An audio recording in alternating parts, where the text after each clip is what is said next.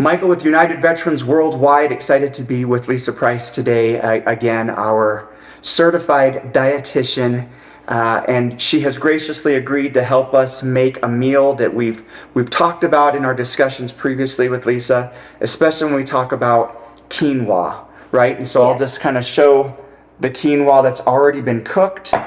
And this type of a meal, if the preparation is done ahead of time with like the quinoa being cooked, the cutting of the vegetables is a quick process to get this nutrient-dense food into our bodies. And again, if we talk the Mediterranean diet and we talk about the nutrition it provides to our brain health, this is something that we both encourage people to follow. I've lost weight. I feel good energy-wise. Lisa's been following this for a while and she encourages this. My wife's doctor suggested this as well, and same with my sister. So all of this information is out there for people to grab hold of this nutrients and run with it. Lisa, why don't you walk us through your expertise, your introduction again, for everybody who's new to the channel, hasn't seen you before, and introduce us into the recipe we're going to be making today. Perfect. So I'm Lisa. I am a registered dietitian, which is not to be confused with a nutritionist. Corrected. So a dietitian is someone who is trained and certified. We have to pass an exam. We have to do continuing education because nutrition is a constantly changing world. So we have to stay up to date on all those new developments. So today we are going to make a quinoa Mediterranean salad. All right. Yeah. So I like this recipe because it's meat-free. There's no meat in it. You could add meat if you wanted to, but you don't need it because your quinoa is a complete protein. So that means it has all the 9 essential amino acids that your body needs to thrive. And it's hard to get that in a grain. Oh, yeah. You can get it in other ways, but quinoa is just one of those that it has it all. So I've already cooked our quinoa. The key to quinoa, people say they don't like it, and I always remind them they need to rinse it first. If you don't rinse it before you cook it, it can taste bitter. I'm going to take notes as you speak so that I'm on the right track with this in the future. Perfect. So you want to rinse it, give it a good rinse until the water runs clear from it. And then actually it's so easy to cook. I think it's easier to cook than rice. But if you don't like quinoa, again, this is such a versatile recipe. You could sub for rice or bulgur or like a short grain pasta, whatever you really need. Yeah, yeah. The other thing I like to do with my quinoa is cook it in a broth. So it adds a little bit of flavor just to that grain instead of just tasting the grain. So this I cooked in a little bit of chicken broth. You could do vegetable broth, whatever kind of broth you want, just to add a little extra flavor and just get that base of the recipe off to a good start. Yeah, great, okay? Great.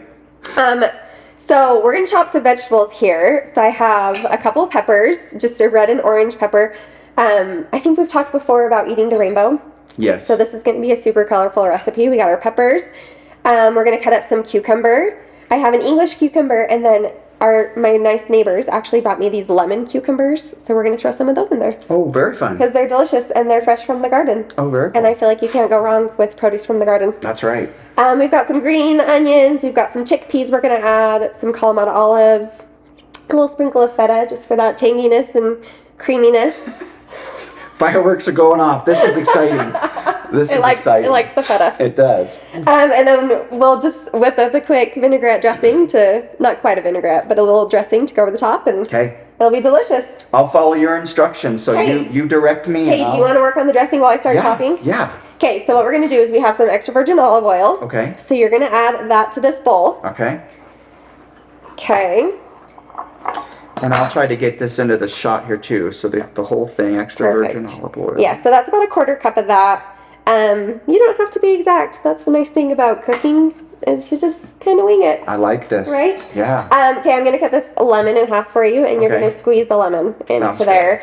I like fresh lemon juice versus bottled lemon juice. Yeah. Just because you really can tell a difference in the taste. Yeah, there's something about lemons that adds so much color and context to the foods we eat, right? Yes. And it's I don't know how many calories are in a lemon, but it's hardly anything. Well, and when you're just squeezing that juice in, it's such a great way to add flavor without adding any extra fat, any extra sodium. And you're right, it's just like a really fresh, nice flavor. Yeah, that's wonderful. So we're going to add that lemon. You could even add the lemon zest if you're really into lemons. Oh, yeah. But today we're just going to do the juice. And it smells so good. Oh, my goodness. So good. Makes your hands smell good. If you ever chop garlic and You need that garlic smell to go away. Just Just do a lemon. juice after. a lemon.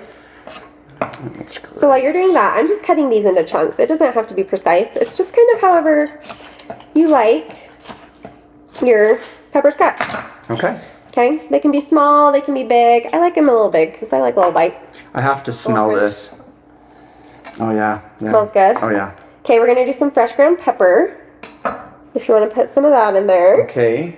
Or do you need a towel? Maybe just a quick one. I got juice all over my hands. Okay, so fresh ground pepper. Yes. How much?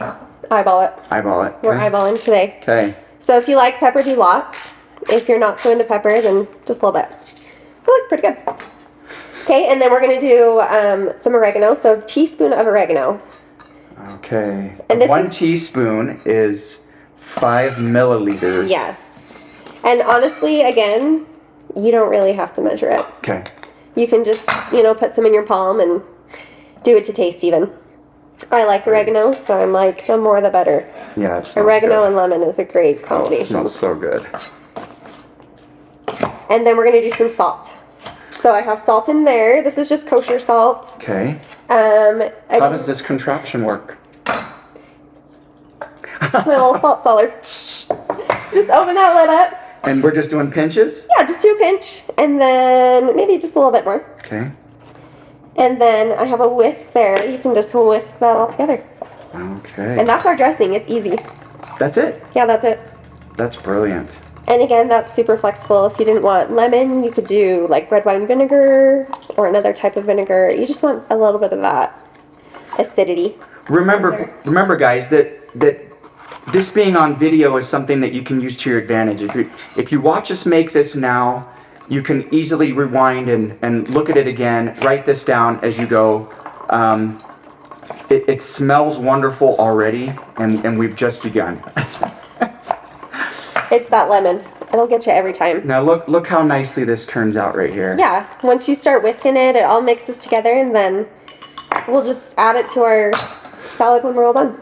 One of the nice things about making the food at home like this from scratch, from different ingredients that are easy to obtain, is that we know what goes into it. We know that there aren't additional processed foods or chemicals or dyes or anything else. This is better than buying it at the store. It's not made in a large factory that also makes peanuts and other things in there too, and so you're just getting your ingredients that you want in your recipe. Right, and you can make it to your taste. If you don't like yeah. red bell peppers, don't add red bell peppers. Yeah, and like you said earlier, if you don't like pepper, then don't put too much pepper. I love pepper. Same. I pepper. Same. I The more pepper, the better. If you don't like cucumber, you could sub, like some zucchini squash. This really is, it is your recipe, so make it how you like it. Yeah, well, zucchini squash would be great too. Shoot. All right, I'm just chopping up some green onion here. We're going to use the white part and the green part Yeah, because we like both. that's awesome. And guys, while she's chopping this up, I wanted to talk to us a little bit about macros again today. Lisa focused very heavily last time we talked, and it was summer, so it was very bright. Both of us were wearing sunglasses, right? We were sitting on a bench in the park with the backdrop. And we talked about the macros that we would need for our bodies to be properly healthy, right? Any diet, we've said before, that requires us to limit one of the 3 types of macros would be insufficient for what our body needs to be healthy and strong. So we're talking proteins, we're talking carbohydrates, and we're talking fats. So I'm going to talk a little bit about calculating the proper amount that you would need for your body.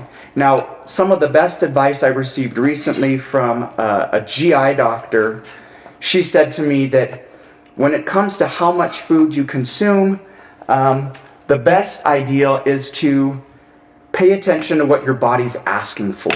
So I kind of thought that was like funny advice from somebody who could tell me exactly what my body needed maybe. But I followed it for a day and I said, okay, let's wait until my body tells me what it needs. So my body was like, hey, you need some protein. It's like, okay, some chicken. Hey, your body needs some vegetables. All right, let's grab that real quick. Hey, you need some fruit. And I did that throughout the day. And by the end of the day, I looked back on the course of my meals and I'd eaten 4 or 5 times a day. And I said, well, surely surely the scale in the morning is going to show something drastically different than what I've been tracking for a while. And it was drastic. It was drastic on the lower end, meaning I fed my body what it was needing that day, and it ended up burning additional fat to help me get down and weight a little bit more. Yeah. I was absolutely shocked.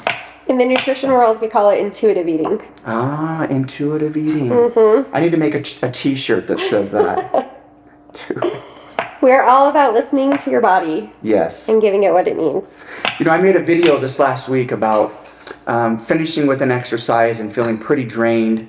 And then I was like, you know what? I don't want to go out and do a cardio session today. My body's tired. So you listen to your body when it comes to your fitness. You listen to your body when it comes to your nutrition. It'll tell you what you need when you need it. It will. Our bodies are smart. That was fast. Yeah. So I just chopped all those veggies, and it didn't take long. No, you were very fast. So what we have in here, just a reminder, is quinoa. We have some cucumbers. We got some bell peppers, and then some green onion.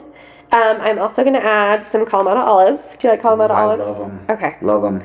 They're kind of like a tangy, but I love the tang. Yeah. So that's the nice thing about the Mediterranean meal plan, is that you're combining so many different flavors. It reminds me of a cartoon my kids liked to watch a while ago, Ratatouille. yes. This rat that runs through the streets and loves to combine cheese and different bitter and sour tastes together, and it produces fireworks. Yes. And that's what meals like this do for me personally. It feels like fireworks in my mouth. Right, and you get a little bit of everything, right? You get some sweet from the cucumber, you get the tangy from the olives, you get the crunch from the bell pepper.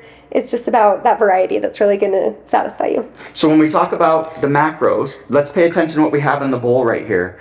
We have a lot of vegetables, which are your carbs. We have the olives, which are your fats.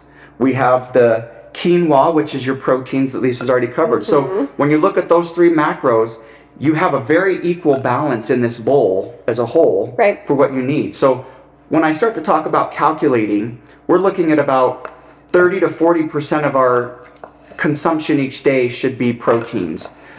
30 to 50% should be carbohydrates, healthy carbohydrates. And then you're looking at around 20 grams or less, 20% of it being fats. Right. So this meal right here would cover your basis for your meal, for covering down on all three of those It would, and you didn't even add any meat to it. Oh my goodness. I'm also going to throw some chickpeas in here. I love it. So that's a little more Love them. carb and protein.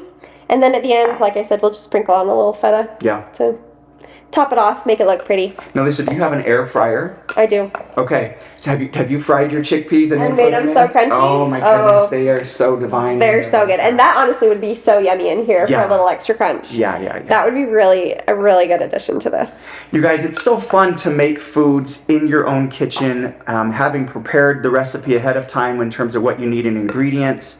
And then you can start to play with the textures, the tastes, the variety, and that adds so much additional spice and joy to what you're doing for eating. Because food is really a social event. It is. Right? It is, and it should be. It's something that we can share with the people around us and enjoy eating together. And I don't think there's much better than good food and good conversation. No. I love it. Okay, I'm going to have you add the dressing. Okay.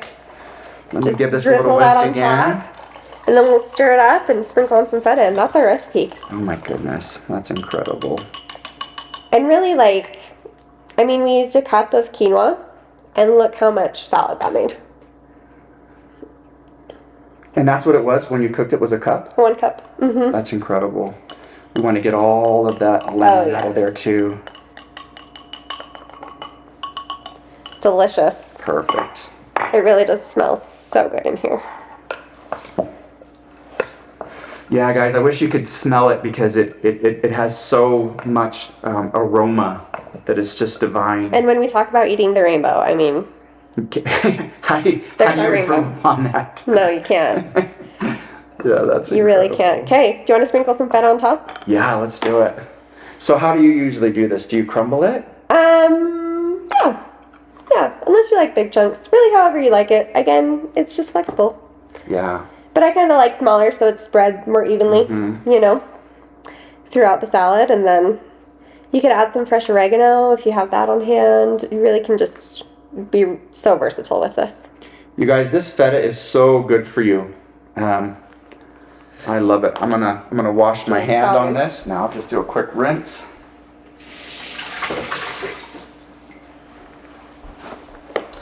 Voila.